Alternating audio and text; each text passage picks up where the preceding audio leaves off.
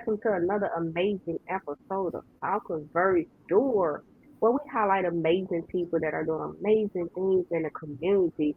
Not only we talk about the things that are doing in the community, we also speak about that mindset and mental health that is needed to be successful in their career, their job, or whatever they're doing.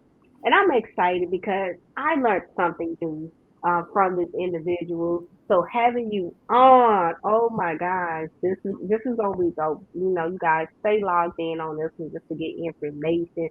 So I'm not even gonna do it. I'm gonna let you introduce yourself because you are so dope to me, and I'm ready to hear all of this. So please introduce yourself to the people. Well, first, thank you for having me on. And I'm Shante Wolfe. I am based in Birmingham, Alabama, born in the South. I'm from Georgia, actually, but I love to say Georgia raised me, but Alabama taught me how to fight. I work with issue based and electoral campaigns, meaning I talk about the issues and I also tell people who are the best options to look forward to in their communities. Who are some of the proposed elected officials or those that are currently in office that are or aren't doing what needs to be done. So I do a lot of work around campaigning and also training staff and candidates to use the stuff that they already know because we know our own communities, right? And lead.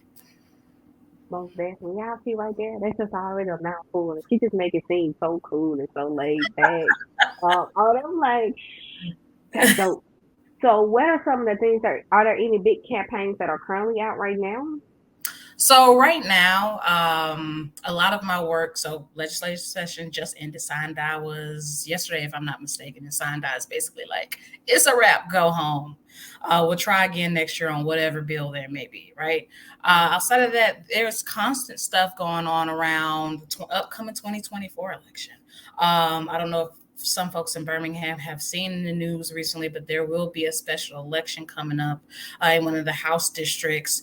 So not only is my folks and my team, I work for URGE, which stands for Unite for Reproductive Gender and Equity. So a lot of our work is working around reproductive justice issues as well as reproductive access and health in rural communities. And I work in Georgia as well as Alabama and lead our national team for campaigns. So a lot of our campaign work is to figure out how we can engage young people in particular in between this election time, right? Because this is like every even number every 4 years, young folks or even shoot all adults here, this is the most important election of your lifetime. Oh, Right. and that's in these days, considering what we're up against. One could argue that every election is important. I certainly believe that, but Definitely. how do we keep people engaged in the in between? Right, because no one wants to.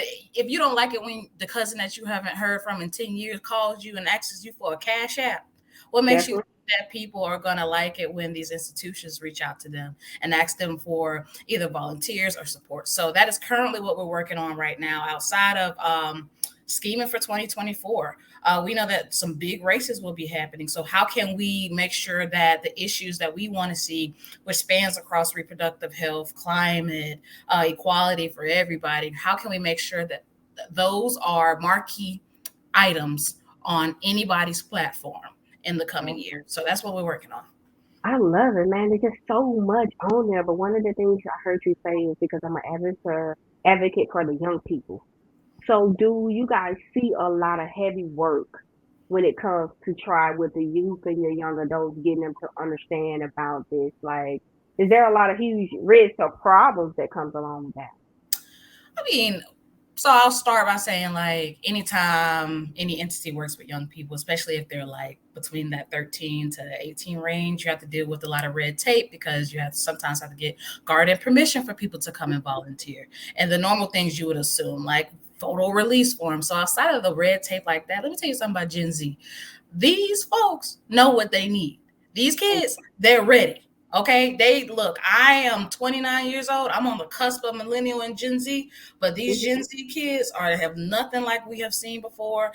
They are very much involved, more involved than they get credit for in the civic process, in any process rather, and they know how to talk about it in a way that makes sense to them. So, in the same vein that I feel like that they're revved up and they are ready to lead and get rid of these folks that are in the way, there's a lot of apathy and pessimism that comes along with it too. You got to remember, some of these kids, they're the first generation in a while, I mean, a while, that had to go to school or graduate in a pandemic, had to witness and actually be a part of the rise of school shootings across America, having to deal with the blowback financially of all of these things, and then a worsening climate crisis has put Gen Z in a unique spot that myself or you have never dealt before. I don't know about you, but I've never lived in a pandemic before. No, no. You You know? know, I'm a little bit older, but I ain't gonna put all my age out there. But definitely in some form of fashion, not like this. But I Mhm. love what you said because we have to understand and know that regardless of how we feel, the youth is the future. They Mhm. are bridging that gap and bringing up information. And we see that on our end that we don't have the youth doing anything. They're not going out. So for you to highlight that is amazing, saying, no, they out there. They're doing it. I'm sure more is needed, but to say they're part of it is just so relieving for me to hear that because I know that are amazing youth that are very talented and smart. And like you said, that Gen Z, they're different. They just built different. They gonna tell you how it is and let it go. And I had the pleasure of working at Birmingham City Schools for 6 months. We just finished with the International Peace Conference and everything. Mhm. And that was one of the things I would always ask you, like, what it is about y'all. And they was like, we're not our parents or parents' parents. We have a voice and we're gonna speak our voice. You guys say Martin Luther King and everybody march for it, but y'all don't speak our voice. And I was just like, ooh, okay. And they do. It may not be the way and tone that they like. So that's something that I do personally with working with the young adults is I understand you want to voice it, but how about we change it this way so they can understand? Because like you said, they have their own language and they know. That's Mhm. why TikTok is crazy because they have their own language, Mhm. on that part of it. So with that being said, hey, the Gen Z, they're going, there's so much going on. Particularly, what is one of the, I guess, campaigns or projects that may be favorably and easy for young adults to become part of and make an impact? I mean, there's several options. I think it just starts with, what does a young person want to do? Like, what are they passionate about? Because one thing that I love to teach about advocacy and activism is, one, you don't always have to be shutting down a freeway to be called an activist. You Come can on use now. different forms of inspiration to be an advocate or activist, and that could be through music, that could be through the arts, that could be through storytelling. So I encourage people to ask young folks, okay, what is it that brings you joy? Because one thing I try to unlearn with staff and in my volunteers is like, this work can still be fun. I know a lot of the stuff that we deal with is very harsh and some heavy topics, but the work can still reflect who you are. A lot of folks over time, especially in their careers, lose themselves in the process because they're just going and going, going, going, going. But what is it that inspires you? Okay, let's find what that is and how can we use that for change. So, for instance, because I wear a lot of hats. When I'm not working with the reproductive justice organization I'm working with, I'm, volunteering with several organizations. And I, sometimes spend time with the Magic City Acceptance Center, and we have the opportunity to just like get them plugged in once a month with like various organizations. Oh It could wow. be disability rights, it could be mental health, it could be fashion, you know, it could be various things. So once they're able to get involved, I like to tell people, don't feel like you have to have a starter kit or you have to know the lingo, the language, or anything to get involved. The only thing you need is a willingness to do and a willingness to learn. And so long if you have that, you can go a long way. That's how I got started. I didn't finish college. I got started in this field volunteering and just getting involved with things that I was passionate about. I used to DJ for a few years, and I used my DJing to intertwine with the work that I was doing at a reproductive health organization to host like a festival at Railroad Park about Justice Brett Kavanaugh in 2018, in which people came out to learn more about why this particular Supreme Court justice was no good for anybody that lives in the United States. That is a way that people can intertwine their activism with what they're passionate about. And I mean, I don't want to single out one organization in Birmingham because there's just so many. But I'm thinking of folks like one urge. We have urge chapters for collegiate students. What is it? Their logo is in my mind too. I think it's the Black Girl Consortium. Okay. I may be misquoting that, but they're another great organization. Then we have like the Yellowhammer Fund, and we have the ACLU. Then we have like Montgomery Pride United. All across the state, there are opportunities for people to get involved. Just find Hmm. something that works for you and get started. I love it. I told y'all she was dope. Like I told y'all she was dope, and I didn't even know you DJ because I used to DJ too. I know we had a short time when we talked. Yeah, yeah. So yeah, talk about that. But like you said, finding that passion and doing something with it. I'm Mhm. learning too because I didn't think about that as being an advocate of you don't have to do it like you said you're doing a ride or you're marching. There could be so many other unique and great Mhm. ways. And hearing that because you're so embedded in a positive way in doing it, like what is the mindset that you have or pull you into doing it? Because like you said, you didn't finish college, but it was something that you was very passionate about. So kind of explaining that mindset of wanting to do this. Well, let's see. I came to Alabama in like 2014 with a bag of clothes and my last paycheck from Applebee's. And I had the opportunity to shadow and hear from the Queen Mother, Amelia Boynton Robinson, before she passed, and get inspired by all of the stories she told us. She went to Savannah State briefly, and she told us about Bloody Sunday and also the things that, maybe went under the radar during the civil rights movement, but is starting to get appreciated now when it comes to women's involvement in a lot of the strategy back then. But honestly, it was my own lived experience that pushed me into advocacy. It was discrimination, identifying as Black, Southern, working class, and also LGBT. Those things, I don't have to explain it, but for those that may be watching and aren't clear, we deal with a lot, especially being Black as well. Like, I can't take my skin off, you know what I'm saying? So, lived experience is what got me here. What kept me here is the fact that I feel like so long as there's one person in the South that believes something can be better, this place will change. So often, the South, especially Alabama, is the laughing stock of America. We're generally referred to as people that aren't smart. There's brilliant minds here. Brilliant. Right. Birmingham is the blueprint. Montgomery is the blueprint for civil rights all over the world. So how can we say that and then also look at the things that are happening, and sometimes, unfortunately, rightfully so, we're looked at as like, what are y'all doing? Having the tenacity to know that, like, if I can change one mind, that Hmm. can go a long way. I get pessimistic a lot. I'm not even going to flex. I feel like things may not change sometimes. And the ability to be honest about that is also what has allowed me to continue in my career and be real with those that, I may supervise or manage or train, to say, like, it's okay in this field of work to feel like things are not going your way, because it's toxic positivity and all that stuff. It actually doesn't help. It hinders I people. love it. Um, Yeah. so being able to be real about how I feel, being able to have support systems come from unlikely places, constantly wanting to be somebody that can learn and is teachable, has allowed me to stay in this field of work, not only stay in it, but stay motivated. It's hard to see wins in the South. Sometimes a win in the legislature can look like a bill dying.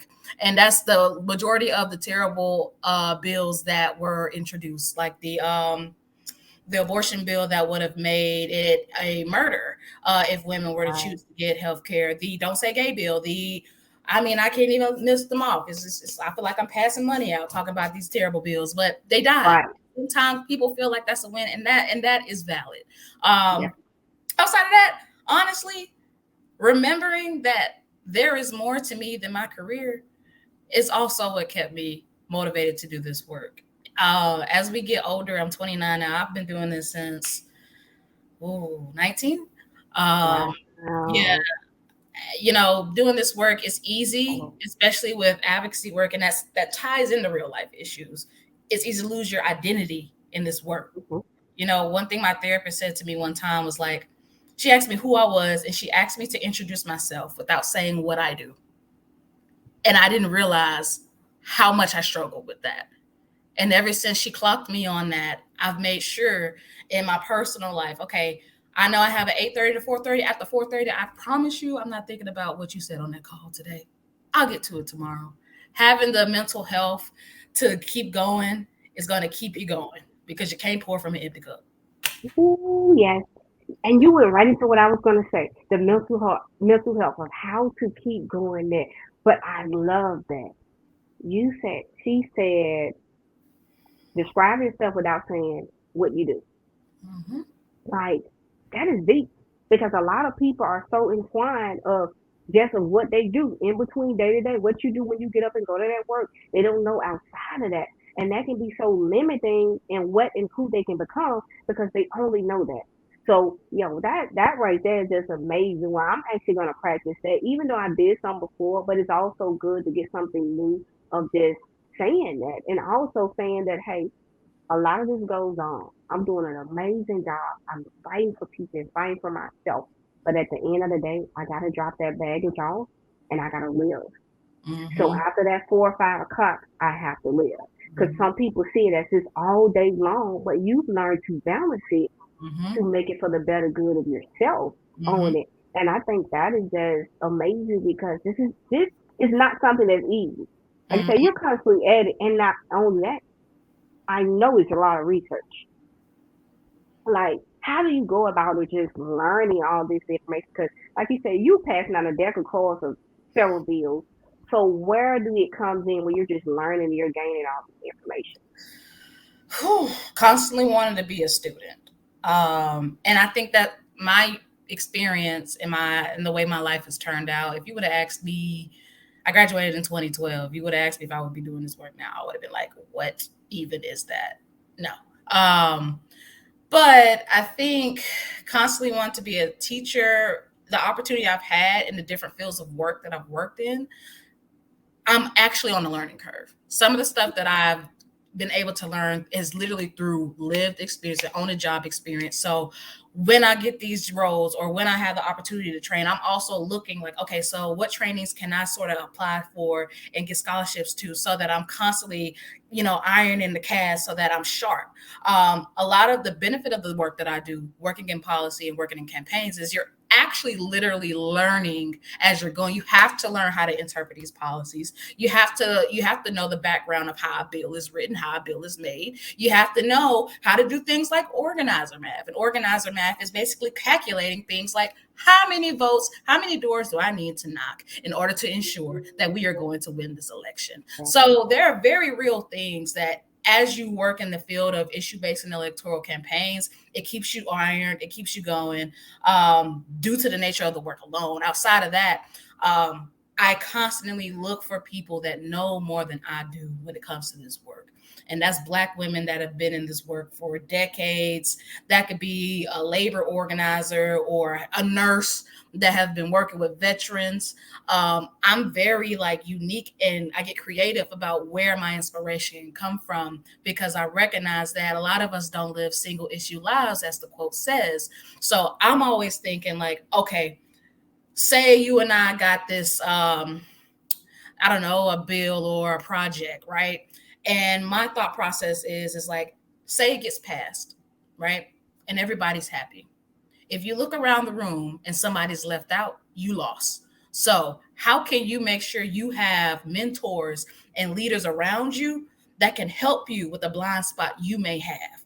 That is what I do to make sure that I stay sharp and I'm on top of things and I'm constantly learning how to be better. That's definitely a door, you guys. She's Mhm. all the way a door. Of just like you said, constant learning, constant doing, constant action to get you to that next level on it because it's easy for people to fall off. But the unique you said it's a unique way. And I love that because you're looking at from so many different angles. Where some Mhm. people are just tunnel vision, you come at so many different angles. Who else can I talk to? How can their experience relate to this and gain that information and go? And trust and believe, I know that helps to make you successful in what you're doing because when you're open and you're networking with other people love the personality and they're willing to actually work with other people when they say, okay, Mhm. She don't mind reaching out and talking to this person. She don't Mhm. mind having a conversation with us. She's friendly. She's easy to talk to. So we're gonna work with her. We're gonna volunteer. We're gonna do these things that is needed from me. Because I'm sitting here like, oh man, what I'm gonna volunteer here about to do? Because I'm getting excited because I'm like, man, I need to do some advocacy. You know, I got a lot of stuff that I like doing on it, Mhm. but we need people like you that has that spirit that doesn't mind telling their background, understanding it, and saying it is even it's okay. Because Mhm. I know at the age I am now, I love what you said. Again, it don't have to be a ride or anything. We Mhm. don't hear that. People don't tell us that. You know, a lot of kids know what else I got to do. I got to do a walkout. I got to do something. You just plain and say. You just say for some people it may be a song. It may be music. You went to the railroad park Mhm. and you started something. Mhm. It's the small things that can help and that is needed to continue on in this community, not only our community, but also within our states, within our society. Like we need like-minded people to do that. Mhm. And you're definitely doing it. So, but outside of all that, because you're doing some amazing things, what do you do just to have fun? We know you said after that you clock out, but what do you do just to have that fun for yourself? Oh gosh. So okay, let me start with saying I'm not 100% perfect at this. But I had a wild 2020. Like in 2020, I think I literally lived in like four different cities, doing electoral work, on top of like doing activist support during the uprisings. For example, I was the co-deputy of a Senate campaign in Kentucky that was also running during the height of the Breonna Taylor protests.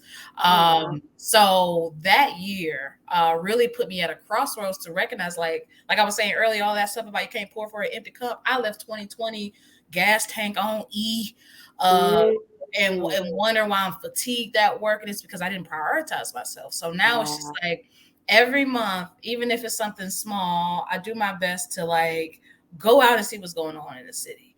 I love working out. I do like some kickboxing and hit stuff. I read, my friends who I like to call my board of directors. They hold me Yeah. accountable. They check on me. We go get food. I'm Southern, so you know it's nothing for me to like dry the leaves and go to Bucky's, just to get a pop and talk all day at the gas station. That's stuff I love to do. I'm from Georgia. I've been in Alabama all my life, so any good old Southern time, I'm here for it. Luckily, the city is beaming with opportunity when it comes to like concerts and things like that. So anytime I don't have to drive 2 hours to enjoy something that I can enjoy here, I'm going to show up. So that is how I've mainly taken care of me. I have a Mm-hmm. dog now. I named her after Beyonce's Renaissance album. So her name is Renaissance Uh-oh. Anime Wolf. She's precious. And Look at she's my best friend. Like they say that dogs will bring uh, joy into your life, and she certainly has. definitely. That's all I got right now. Everything else I'm figuring out. I got a therapist. I eat every day. I go to the gym every day, and I'll Mm-hmm. take that as a win. Definitely wins. Like you said, you got everything of that nature, so I love it. You are enjoying it. So you guys, y'all see, like she's doing again, just amazing. And I'm just excited. I don't know about other people, but when you see this, you're gonna understand that as us as black women anyway, like she said earlier, we're already limited. We're on that totem pole to just see still a young mind though and doing amazing things. You have to applaud that. That's why I was just on her like, yo, want to get you on a podcast? Like, hey, can I get you on the podcast? Because we need to see more of this. More of our youth need to see this. More people need to be connected with her and doing more things within the community to learn how to advocate and do things on it because it is needed. Like, we all are saying that we won't change, we won't better, but we're not doing anything. And we're saying that, and a lot of times we get this, oh, it's only white people out there doing it. Now we have an amazing sister right here telling you that no, you can do it. She leads campaigns, she leads volunteer points of that you can get in and you can make a difference in your community. I hear that so much. I'm a big advocate of Chris Coleman, so when I'm constantly on there, people say, I don't know where to go, I don't know what to do. You have people in the community, you have people in the city, but are you really willing to be a part of the change, or do you just want to talk about it? That's the Mhm. big thing. And Mhm. so many people are just talking. And So we're with beyond that, talking. Yeah. So with that, what would be a website or where could they go? I know you said it was a lot of things if they wanted to like in the city volunteer. Is somewhere direct they can go to? So, okay, depends on, accessibility. So if you are, heavy on TikTok, it's nothing but a hashtag to get involved. One organization that's statewide here that I love the content that they put out. Shout out to Severe. But Alabama Values is a great organization. They have a Facebook, Instagram, Urge, URGE. We're on, we have a website. We also have our state specific social media. So you can find us at Urge AL on Instagram. Also, what I forgot to say is I'm second vice president for Alabama for Democratic Women. We have a lot of programming coming up as well. So you can find us on Facebook. Um, Yes, I what can I think that's it. Outside of that, Facebook, just there's a lot of listservs. Just keep your ear to the ground, and some places that a lot of people don't realize they can look for advocacy opportunities. Follow some of these pop up party pages. For example, Milk and Honey, which is a collective of young people in Alabama. They throw parties, but they also post opportunities for people to get involved, or they promote it. Magic City Acceptance Center does the same. So like you may not, if you're worried about like, oh, I want to go here, but I might miss something else, or you want to see like a full calendar of events, there's several pages that do that for one another because people have done a better job of getting the word out about opportunities, especially in Central Alabama. Got it, got it. And what definitely, especially with Urge, where I will have that posted, you guys. So that Mm-hmm. will be on the YouTube page as well as when we provide things out, we will make sure we add that on our Instagram too, to make sure that you guys say, hey, I don't have no understanding or way, no, it's gonna be there, as well as we will have attached Miss Shante, your Instagram. So if you guys want to DM or ask questions, you're gonna have that be able to do that. So we want to make sure you guys are not making excuses about getting involved. So we definitely will do that. And last but not least, as we know, for our individuals, we know it's Pride Month. So Mm-hmm. what are some things that are going on right now that can be beneficial to the LBGT community of what can be done? Well, I think as Black people, it is time for us to reckon with the different forms of homophobia and this is also transphobia for my folks that don't feel like the two go together. It's time for us to have a reckoning with that within our own community. Just Yeah. as many allies we have in the community, we have some folks that are still stuck in some ways that are derogatory and just simply not true. And it is impacting young Black individuals, is impacting them in dire rates. It's no surprise that the Human Rights Campaign released a state of emergency a couple days ago because of the rise in anti LGBT legislation across America. I think it was like a little over 400 pieces of legislation that was introduced. Meanwhile, some of these states, including our states, having trouble passing a budget, can't figure out, a lot of these areas still don't have broadband internet. So, they're worried about the wrong things. And just as much as folks love to talk about the history of civil rights, you cannot separate Blackness and someone being LGBT. I can't take either one of them off. Both of them are who I am. So, how are we going to support our brothers and sisters and our non binary folks effectively? It's past time. People's lives literally depend on it now. So, the best thing that people can do if you're starting is just again the power of social media. Follow some of these folks. They're telling their stories. They are telling their stories. They're telling you what it's like to be Black, to be queer, or trans in Alabama, or Mississippi, or Louisiana, or Georgia. They're out there. You just got to want to do the work to listen and give yourself grace, and also admit that, hey, like, so I want to be a supporter, but I don't know all this lingo. I'm struggling with pronouns. That is okay. It's so okay. But I guarantee you, if you got a friend that's looking at you funny because you're supporting LGBT people, maybe you need to reevaluate your friends for real. Period. Because that's not God like. My God doesn't do that. He doesn't judge people or use scriptures to justly judge people or make people feel less than. Our God loves everybody, and it's time that we start acting as such. And I think the last thing I'll say is there are Pride events going on, and there's a TikTok that's going around, goes around every Pride Month. This black guy, he's coming to the window with the balloons with to his friend, and he's like, "Happy gay month, cause you gay. I got you some Skittles and some rainbow balloons, cause you gay." And you know, we laugh about things like that, but that actually goes a long way. So if you got, Yeah, I know we all got family members that are, whether you want to admit it or not, show them right. some love. A little cash app or just, hey, think about you, love you. That goes a long way because you don't know what people are dealing with at work. You don't know what it's like for some of these folks to just exist as who they are. So you never know. That one text may make a whole lot of difference to somebody. Most definitely. I love it. And we're gonna end on that, because that was just powerful ending that. I truly thank you. I truly thank you for coming on and just blessing. And we know we got to get you back on. I try not to hold people too long, so we just had a little bit on there. But as we get closer and things are coming up to, the elections, I would love to have you back on just to educate us some more about what needs to be did and some things that we can do, or even jump on the live. I think that is very important too, because like you said, a lot of people just don't know, but we're here breaking that. And you guys, Mhm. we're not here to go anywhere. We're here. You're going to continue to hear our voice. You're going to continue to hear the things that we're doing. And I'm blessed because I'm getting connected with so many black women like mine that are doing some amazing things. And we're Mhm. coming. Like, just know it, all aspects, we coming. So thank you again. Any last words or quotes you want to leave the people with? Yeah, I want to revisit the who are you conversation that we had because I know in the South, especially, a lot of folks actually identify with what they do. For instance, those that may work in like the coal industry and they come from a family of factory workers or coal miners or whatever. That is beautiful, but don't lose yourself in these careers because at the end of the day, you want to be able to check in with yourself and see you for who you are and not who you became for this career. Love it. Know who you are. And as always, don't just talk about it.